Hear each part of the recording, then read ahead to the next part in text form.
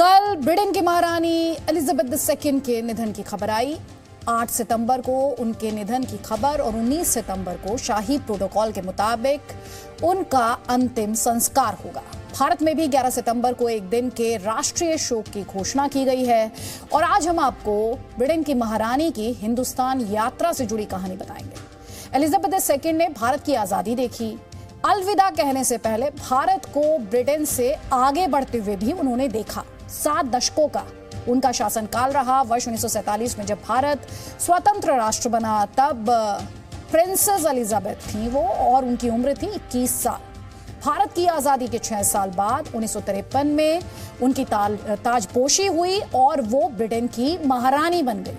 वर्ष 1953 में ब्रिटेन दुनिया की एक बड़ी इकोनॉमिक पावर था, आर्थिक ताकत था, लेकिन पिछले कुछ दशकों में बात करें तो काफी कुछ बदला। कुछ दिनों पहले क्वीन एलिजाबेथ II ने भारत को दुनिया की 5वीं सबसे बड़ी इकोनॉमी बनते हुए देखा। और किस देश को भारत ने पीछे छोड़ा? ब्रिटेन को 6ठे नंबर पर धकेल दिया।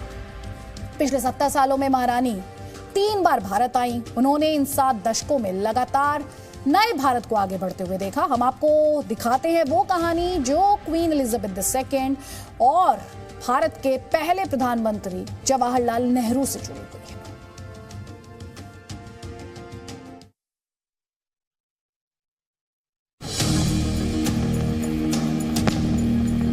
क्वीन एलिजाबेथ II के पहले भारत दौरे पर जवाहरलाल नेहरू क्यों नाराज हुए थे? महारानी के राजसी स्वागत में ऐसा क्या हुआ जिससे नेहरू खफा हो गए? देश की आजादी के सिर्फ 14 वर्षों के बाद महारानी ने पहली बार भारत यात्रा की। उनका स्वागत करने के लिए एयरपोर्ट पर तत्कालीन राष्ट्रपति राजेंद्र प्रसाद, उपराष्ट्रपति सर्वपल्ली राधाकृष्णन सहित पीएम जवाहरलाल नेहरू भी मौजूद थे। इस यात्रा में महारानी कई जगहों पर गई।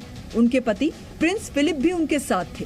वो जहां जाती इस शाही जोड़े को देखने के लिए हजारों लोग पहुंच जाते। एक बार तो पुलिस ने भीड़ को कंट्रोल करने के लिए लाठी चार्ज भी किया था। हालांकि जब क्वीन एलिजाबेथ जयपुर आई तो बड़ा विवाद हुआ।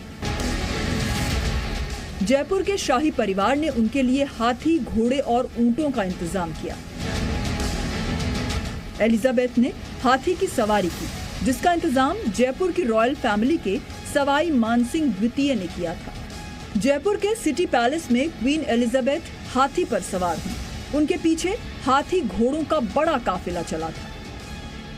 कहा जाता है कि उस समय ड्रेस कोड को लेकर एक विवाद हो गया, जिसमें महारानी के सम्मान में दरबार लगाने की बात हुई थी और लोगों से साफा पहनकर आने के लिए कहा गया। लेकिन विवाद होते ही ये ऑर्डर वापस ले लिया गया था।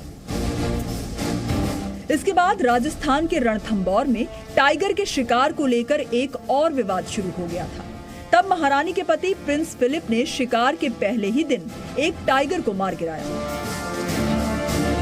हालांकि उस वक्त देश में टाइगर के शिकार पर कोई प्रतिबंध नहीं था, लेकिन तत्कालीन पीएम जवाहरलाल नेहरू ने जिंदा जानवर का शिकार न करने के लिए सवाई मानसिंह को एक चिट्ठी भेजी थी। लेकिन चिट्ठी भेजने के बाद भी प्रिंस फिलिप ने एक और टाइगर का शिकार किया और ये खबर सुनकर नेहरू नाराज हो गए थे। क्वीन जब भारत आई तो उनकी जो डेलीगेशन उनके साथ आई, उन्होंने एक हंटिंग का प्रोग्राम बनाने की बात करी। उनके जो साथ के लोग थे उन्होंने ये बोला कि हमें जो टाइगर को पकड़ना है, फंसाना है, उसके लिए जो बेट कहते हैं वो एक हम गाय का बछड़ा इस्तेमाल करेंगे कि भाई जंगल में गाय के बछड़े को बांधते हैं या बकरे को बांधते हैं, तभी शेर आता है, फिर शेर को मचान से बैठ के मारते हैं। वही तो हंटिंग होती थी उस जमाने की, रॉयल हंटिंग, राइट। तो जब नेहरू को ये पता चला कि ये लोग कह रहे हैं कि गाय के बछड़े को बेट बना करके शेर को अट्रैक्ट करके मारेंगे, तब नेहरू कुछ गुस्सा खा गए और उन्होंने मना कर दिया। महारानी एलिजाबेथ 1983 और 1997 में भी भारत दौरे पर आई थी। वो 1983 में कॉमनवेल्थ देशों की बैठक में हिस्सा लेने भारत पहुंची थी। तब उन्होंने तत्कालीन प्रधानमंत्री इंदिरा गांधी से भी मुलाकात की थी। वर्ष 1997 में ब्रिटेन की महारानी भारत की आजादी के 50 साल पूरे होने पर आखिरी बार भारत आई थी। इस दौरान उन्होंने अमृतसर का भी दौरा किया और सिखों के सबसे पवित्र धर्मस्थल स्वर्ण मंदिर भी गई थी। अमृतसर में उन्होंने जलियांवाला बाग का दौरा किया था, जिस पर कई लोगों को हैरानी हुई। तब अमृतसर एयरपोर्ट पर लैंडिंग के बाद क्वीन एलिजाबेथ के काफिले को सीधे स्वर्ण मंदिर पहुंचना था, लेकिन वो पहले जलियांवाला बाग गए। उनके कार्यक्रम में ये बदलाव आखिरी वक्त में हुआ था। क्वीन ने जलियांवाला बाग में उन भारतीय शहीदों को श्रद्धांजलि दी थी जिन्हें ब्रिटिश राज के दौरान जनरल डायर के ऑर्डर पर गोली चलाकर मार दिया गया था। इस नरसंहार को ब्रिटिश राज का डार्क चैप्टर बताया जाता है, जिसके बाद भी महारानी से कई बार जलियांवाला बाग के लिए माफी मांगने की डिमांड भारत में की गई थी। दिल्ली से अनुष्का गर्ग के साथ bureau report, C media. Britain में महारानी का निधन हुआ तो हिंदुस्तान में कोहिनूर हीरे पर चर्चा शुरू हो गई। कोहिनूर ब्रिटेन के पास है, लेकिन इंडिया इस पर अपना दावा करता है। 105 कैरेट का हीरा दुनिया का सबसे मशहूर डायमंड है। फारसी भाषा में कोहिनूर का मतलब होता है रोशनी का पहाड़। कोहिनूर अपने आप में बेशकीमती है, लेकिन इसकी वजह से ही क्वीन एलिजाबेथ II के ताज की कीमत करीब 4600 करोड़ रुपए मानी जाती है। एक धारणा है कि कोहिनूर शापित हीरा है, यानी इसे केवल महिलाएं पहन सकती हैं। जिन पुरुष राजाओं ने इस हीरे को पहना या रखा, उनका राजपाट जल्द खत्म हो गया, यानी कोहिनूर उनके लिए बैड लक, बदकिस्मती लेकर आया। साल 1100 में आंध्र प्रदेश के कोल्लूर में इस हीरे की खोज हुई थी। सैकड़ों हाथों से गुजरता हुआ कोहिनूर अब ब्रिटेन के पास है। करीब 900 वर्ष पहले मिला ये डायमंड अपने आप में एक इतिहास है, और इसे लेकर एक ही सवाल पूछा जा रहा है, क्या कोहिनूर कभी भारत वापस आ पाएगा?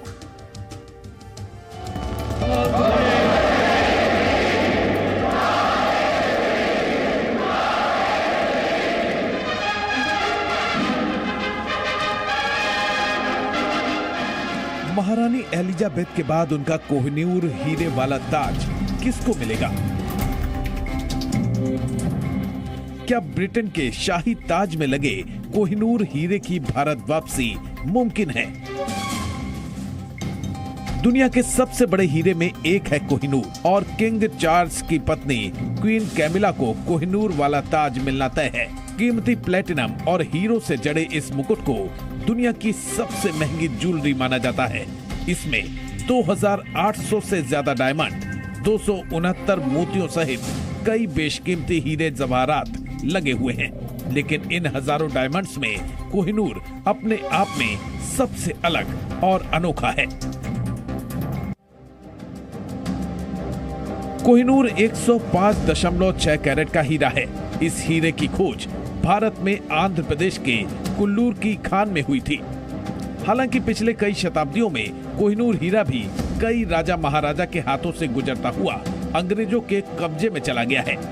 ब्रिटेन का दावा है कि पंजाब के महाराजा दलीप सिंह ने इसे महारानी को गिफ्ट किया था। हालांकि ये साफ नहीं है कि उन्होंने गिफ्ट किया था या अंग्रेजों से हारने के बाद उन्हें कोहिनूर सरेंडर करना पड़ा था।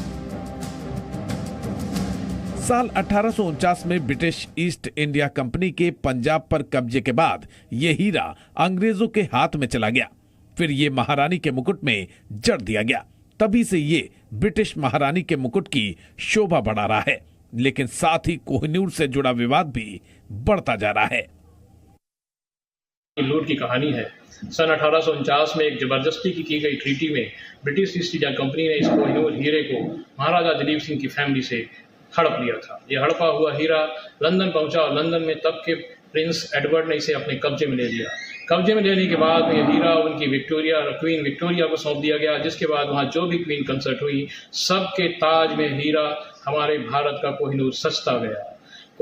क्वीन विक्टोरिया के बाद में क्वीन अलेक्जेंड्रिया, फिर क्वीन मैरी, फिर क्वीन एलिजाबेथ II, और उसके बाद अब जो होने वाली क्वीन है क्वीन कैमिला, इनके ताज में भारत का हीरा सजेगा। पिछले 170 साल से कोहिनूर हीरा ब्रिटेन के कब्जे में है। ईस्ट इंडिया कंपनी ने साल 1850 में महारानी विक्टोरिया के सामने कोहिनूर हीरा पेश किया था। क्वीन विक्टोरिया के निधन के बाद कोहिनूर को महारानी अलेक्जेंड्रा के ताज में लगवा दिया गया। 1911 में कोहिनूर महारानी मैरी के ताज में लगा और फिर क्वीन मदर के ताज में। ये सारे ताज ब्रिटेन के टावर ऑफ लंदन में प्रदर्शनी के लिए रखे हुए हैं।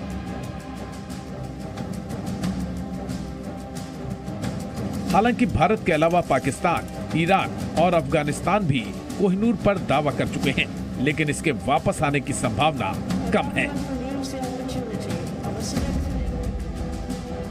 2016 में कोहिनूर को वापस लाने की डिमांड के साथ सुप्रीम कोर्ट में एक PIL दायर की गई थी।